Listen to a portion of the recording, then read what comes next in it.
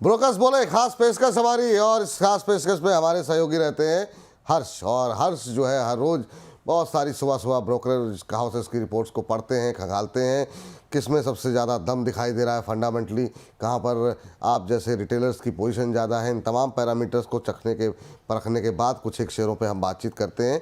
और आज भी बहुत सारे शेयर ऐसे हैं जिनमें कि या तो मोमेंटम अच्छा है या फिर आपकी पोजीशन ज़्यादा है। तो यहाँ पर बिल्कुल आपका इंटरेस्ट होगा। एक एक करके शेयरों की शुरुआत करते हैं। शुरुआत हर्ष बताइए, कौन से शेयर से साथ शुरुआत कर रहे हैं? सबसे पहला जो स्टॉक है वो है बजाज फाइनेंस का। अब CLSA की रिपोर्ट आई है इस पे, और आउट परफॉर्मेंस की रेटिंग दी है, 11,000 रुपये का टारगेट दिया है। अभी जो स्टॉक है करीब करीब 8,800 के आसपास ट्रेड कर रहा है यहाँ पर, तो अच्छा खासा अपसाइड इनको देखने को मिल रहा है। अब इन्होंने कहा है कि मैनेजमेंट को लेके काफ़ी हद तक क्लैरिटी मिली है। जो वाइस चेयरमैन है राजीव जैन को बनाया गया, और जो अनूप कुमार है नए MD होंगे। तो इस फैसले के बाद से जो निवेशकों का जो कॉन्फिडेंस है वो बिल्टअप होता हुआ दिखेगा। साथ ही इन्होंने ये भी कहा है कि फंडामेंटल्स जो हैं वो वापस ट्रैक पर आते हुए दिखेंगे। पिछले कुछ क्वार्टर्स में एक आप देखें नंबर्स के मामले में डिक्लाइन देखने को मिला था, लेकिन पिछले 2 क्वार्टर्स में अब स्थिति बेहतर होती हुई दिख रही है। साथ ही इनका ये भी कहना है कि जो क्रेडिट कॉस्ट है वो अपने पीक पर है। वित्त वर्ष 2026 तक ये और मॉडरेट होती हुई दिखेगी। इसके साथ ही एसेट अंडर मैनेजमेंट की ग्रोथ पर लेकर काफ़ी बुलिश है। करीब ये मानना है इनका 25% से ऊपर जाता हुआ ये दिख सकता है। और प्रॉफिट आफ्टर टैक्स की बात करिए इन्होंने कंपाउंड एनुअल ग्रोथ के हिसाब से, तो वो 26% तक बढ़ता हुआ दिख सकता है। चलिए, तो काफ़ी बुलिश है यहाँ पर बजाज फाइनेंस पर CLSA।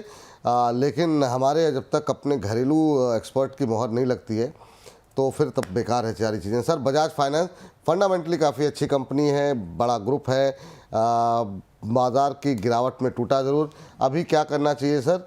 8922 का लेवल यहाँ पर देखने को मिल रहा है, अपने 52 हफ्तों के उच्चतम स्तर के आसपास जो है ये ट्रेड करता हुआ, और उसके बाद इस तरह के टारगेट 11,000 तक के। आपकी सलाह क्या रहेगी बजाज फाइनेंस को लेके? देखिए सर, चार्टिकली तो ये हमेशा फेवरेट स्टॉक रहा है, चाहे ब्रोकर हो चाहे एनालिस्ट हो। रीजन बहुत सिंपल है सर, जीरो डेट वाली कंपनी है। कंपनी के पास में पैसा काफी ज्यादा है। स्पेसिफिक जो फाइनेंसिंग सेक्टर के अंदर है, बड़ा काम उनका देखना नजर आता है। 8,920 की रेंज पे अभी ये फिलहाल ट्रेड कर रहा है। डेफिनेटली एक बाइंग की अपॉर्चुनिटी रहेगी। अगर हम लोग आज देखते हैं तो एक अच्छा गैप अप इसके अंदर देखने मिला है, और ऊपरी लेवल से ये थोड़ा सा प्रॉफिट बुकिंग में आया है। मेरे ख्याल से ये 10,500 तक ऊपर जाने के लिए तैयार है। ये इसी रेंज पे बाइंग करने की सलाह रहेगी। अगर यहाँ से मान लीजिए 2-1% अगर कहीं टूट भी जाता है तो थोड़ा सा एडिशन करना चाहिए। मेरी तरफ से स्ट्रॉन्ग बाय। स्ट्रॉन्ग बाय है बजाज फाइनेंस। तो दो मोहर लग गई, एक तो CLSA की मोहर लग गई और हमारे अपने एनालिस्ट पंकज जी की भी मोहर लग गई यहाँ पर। तो स्ट्रॉन्ग बाय यहाँ पर निकल के आता है। दूसरी कंपनी बताइए। हाँ, दूसरी कंपनी है मनापुरम फाइनेंस। यहाँ पर भी CLSA की रिपोर्ट आई है, आउट परफॉर्मेंस की रेटिंग दी, और स्ट्रीट पे सबसे बड़ा टारगेट दिया है इन्होंने 270 का। जो और तमाम टारगेट्स हैं वो इसके नीचे हैं यहाँ पर। अब इन्होंने क्या कहा है देखिए, इनका साफ तौर पे कहना है कि जो ब्रेन कैपिटल है यहाँ पर, इक्विटी फंड है, उन्होंने यहाँ पे हिस्सेदारी ली है, और करीब 18% की हिस्सेदारी है, और ओपन मार्केट के जरिए ये करीब 26% हिस्सेदारी और एक्वायर करने वाले हैं। तो ये कंपनी के एक तरीके से प्रमोटर्स बन जाएंगे, और साथ में जो मौजूदा प्रमोटर्स हैं उनकी करीब जो हिस्सेदारी है 28% के आसपास है। तो इनका ये कहना है बेसिकली CLSA का ये बहुत ही महत्वपूर्ण कदम है, और इससे री रेटिंग तो कंपनी की बनती है यहाँ पे। तो इसलिए इन्होंने टारगेट 270 के आसपास के यहाँ पर दिए, जो कि हाईएस्ट है स्ट्रीट के ऊपर। इसके साथ ही इन्होंने कहना है कि जो नए CEO हैं वो उनका जो फोकस है वो गोल्ड लोन सेगमेंट को और ज़्यादा बढ़ाने का है। उसके ऊपर तेज़ी से काम कर रहे हैं, फास्ट ट्रैक चीज़ें हो रही हैं। इसके अलावा MFI micro finance institution segment, housing, vehicle business को जो और ज़्यादा स्केल अप किया जा रहा है, और साथ ही कंपनी जो टेक्नोलॉजी के ऊपर काफ़ी ज़्यादा निवेश कर रही है। टेक्नोलॉजी के ऊपर काफ़ी निवेश कर रही है। हालांकि 230 तो पहुंच गया है, तो अभी भी 30-40 रुपये की गुंजाइश है, जो कि CLSA की रिपोर्ट कह रही है। लेकिन आज का दिन महत्वपूर्ण है। खबर आपको हर्ष ने बता दी जो नया डेवलपमेंट हुआ है उसको लेकर के। पिछले 1 महीने में 14% के आसपास की रैली आ चुकी है इसमें ऑलरेडी। सर, काफ़ी चल चुका है, लेकिन अभी भी क्या फ्रेश एंट्री की सलाह रहेगी आपकी? आप चार्ट्स पे कैसे पढ़ पा रहे हैं, और क्या टारगेट होंगे अगर फ्रेश एंट्री ले तो? सर, सबसे इम्पोर्टेंट चीज ये गोल्ड की जो मूवमेंट है इसको ध्यान में रखना चाहिए हम लोगों को। गोल्ड ने अभी पिछले 1.5 साल से कभी मतलब गिरावट का चेहरा देखा नहीं है, और ये स्टॉक काफी देरी से चलना शुरू हुआ है। मुझे लगता है कि ये स्टॉक को 270 का टारगेट देना ये अपने आप में थोड़ी सी नाइंसाफी रहेगी यहाँ पे।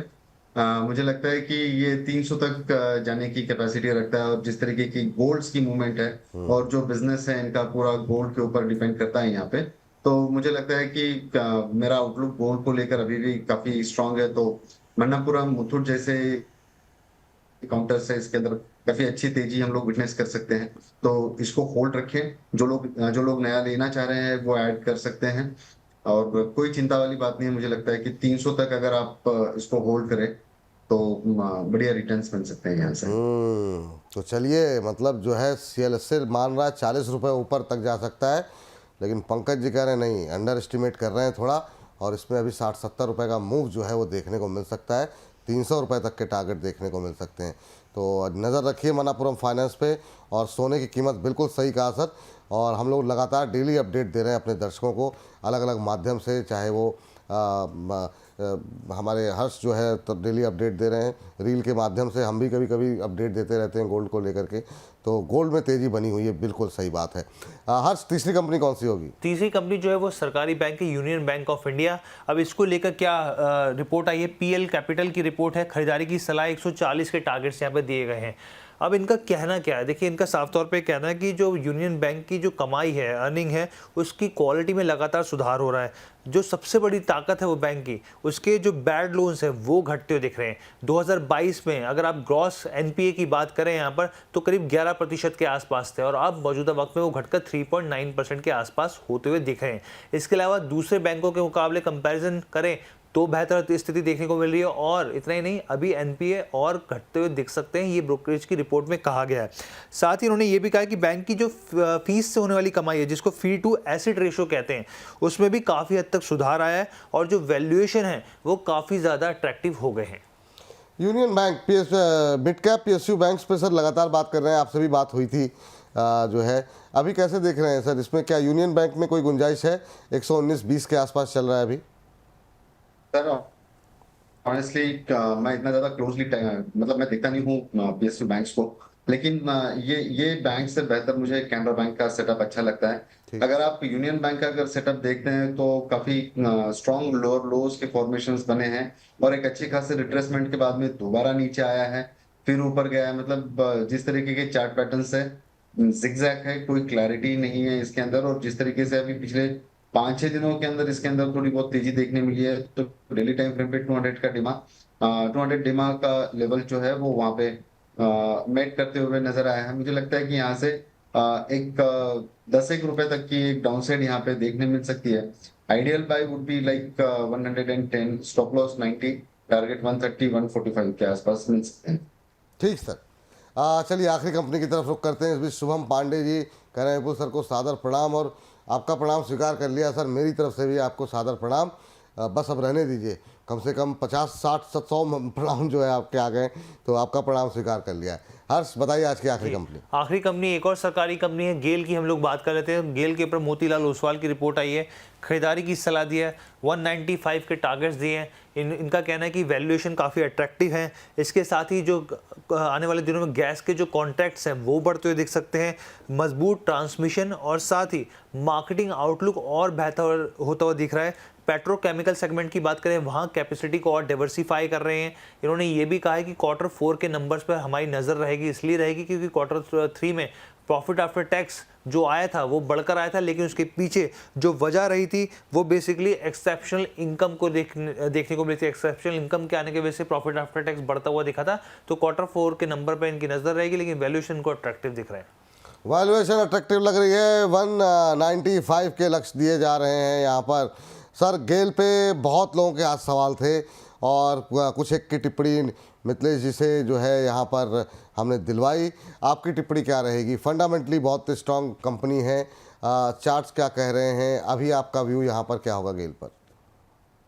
सर, पिछले 2 ट्रेड में जब भी हम बात किए हैं, थोड़ा बहुत कमोडिटीज का एक इन्फ्लुएंस देखने मिलता है इन स्टॉक्स के अंदर। जैसे मणप्पुरम में गोल्ड का, और गेल के अंदर गैस का एक काफी बड़ा इम्पैक्ट है। गैस डिस्ट्रप्शन अगर हो जाता है तो 15-15, 20-20% की रैली नेचुरल गैस के अंदर हम लोगों ने विटनेस करी है, और काफी बारी विटनेस हुई है वो रैली। गेल के अगर चार्ट्स को अगर हम लोग देखते हैं तो डेफिनेटली ये एक स्ट्रॉन्ग बाइंग क्लस्टर यहाँ पे देखने मिल रहा है। और मारुबोजू टाइप कैंडल्स जो है, जो डोमिनेंट बाइंग दिखा रही है यहाँ पे 173 की रेंज पे, तो इसको लेना चाहिए। टारगेट वुड बी लाइक 195 200 की लेवल्स के लिए काम करना चाहिए। मैं बहुत लंबी तेजी तो नहीं देखता हूँ, लेकिन एक बढ़िया ट्रेडिंग बेट यहाँ पे बन सकती है 195 205 की रेंज तक। तो ये धन्यवाद आपका ये अपडेट देने के लिए, जानकारी देने के लिए। तो सभी कंपनियां जो है निश्चित रूप से काफ़ी रिटेल फ्रेंडली हैं, Manappuram finance, Bajaj finance, union bank और गेल। तो नज़रें बना करके रखिए यहाँ पर। इस सेगमेंट को करते हैं यहीं पर समाप्त।